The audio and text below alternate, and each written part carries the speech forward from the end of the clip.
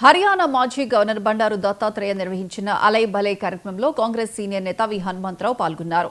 ఈ సందర్భంగా ఆయన మాట్లాడుతూ 42% బీసీ రిజర్వేషన్లను కొంతమంది కావాలని అడ్డుకుంటున్నారని మండిపడ్డారు. ఎందుకు బీసీ రిజర్వేషన్లను అడ్డుకుంటున్నారని ప్రశ్నించారు. 42% రిజర్వేషన్తో బీసీలలో అట్టడుగు వర్గాలు అభివృద్ధి చెందుతాయని ఆయన వ్యాఖ్యానించారు.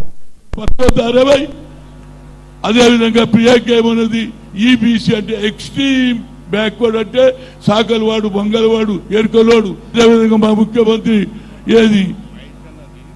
రైతులకు రుణమాఫీ చేశాడు. అదేవిధంగా కులంగానే చేసి 42% ఇస్తే దానికి కూడా అడ్డం పడుతున్నారు రాబాయ్.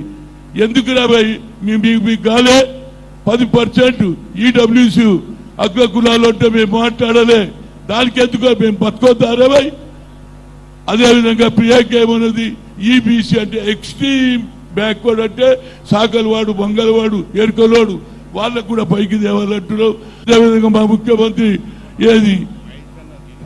రైతులకు రుణమాఫీ చేశాడు. అదేవిధంగా